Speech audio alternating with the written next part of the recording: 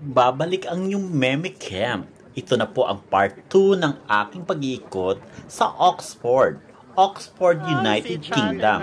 At syempre nagkita kami ng aking classmate nung college. Yan si John.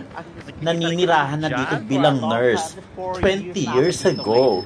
Medyo matagal-tagal din di kami nagkita nito. 1993 pa nung huli kami nagkita. More or less siguro mga 20 to 25 years kami nagkita. Luckily, nagkakontakan kami at ito na nga, natupad ng aming pangarap na magkita rito sa England. Kararating ko pa lang dito sa England noon nung sinabi sa akin na dito rin siya nag-i-stay at nakatira na. Isa na siyang British citizen. Kaya proud na proud ako sa aking kaibigan. Kaya hindi mawala ang aming ngiti nung kami nagkita. At siya ang bahalang mag-ikot dito sa Oxford, England. Dahil taga dito siya. Napakasimple ng aking kaibigan. Hindi mo makikita sa kanya na talagang taga Oxford siya. Pero wag tiis na Ben. Mayaman po yung kaibigan kong yan dahil matagal siyang trabaho dito. Ito pula ang kanilang public market. Mantakin mo, public market po nila to ha. Di hamak na napakaganda po at talagang napakalinis. Ganito po talaga dito sa England. Kahit ang kanilang public market, kakaiba. Nga po, masasabi nyong public market ba ito? Mall na po to sa atin. Parang siyang Bear Mall sa Green Hills.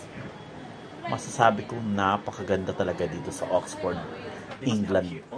Pati ang kanilang public market, napakalinis. Organized, eka nga. Naghahanap kami ng makakainan ng araw na yan. Pero wala kayong makitang naaayon sa aming panlasa ng araw na yan. Kaya ikot-ikot pa kami. Inikot-ikot pa kami ng aking kaibigan. Dahil siya ang taga dito, siya ang bahala kung saan daw masarap, doon kami. Kasama kong asawa ko dyan at aso. Napagod nga kami kalalakad eh.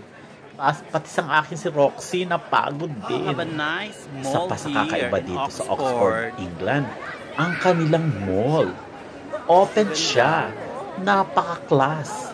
Ito na yata nag-iisang modern building dito sa Oxford. Kasi karamihan sa mga building dito sa Oxford ay mga sinaunang building. Kaya namang ako nakita ko ang kanilang mall. Kakaiba, presko, at may open deck na makikita mo ang kabuuan ng Oxford. At dito na kami nagsimulang maghanap ng makakainan. Ayan nga, may napili na po ang aking kaibigan sa wakas. Kakain na rin po kami. Para iikot ko muna kayo sa itaas ng mall na to. Yan po ang kabuuan ng Oxford. At matapos ang kainan, naglakad-lakad ulit kami. Di ba po, makikita nyo naman talaga ng mga lumang building dito sa Oxford. Kaya masasabi ko, isa itong must visit. Pag kayo napunta rito sa England, mararamdaman nyo ang kakaibang vibes.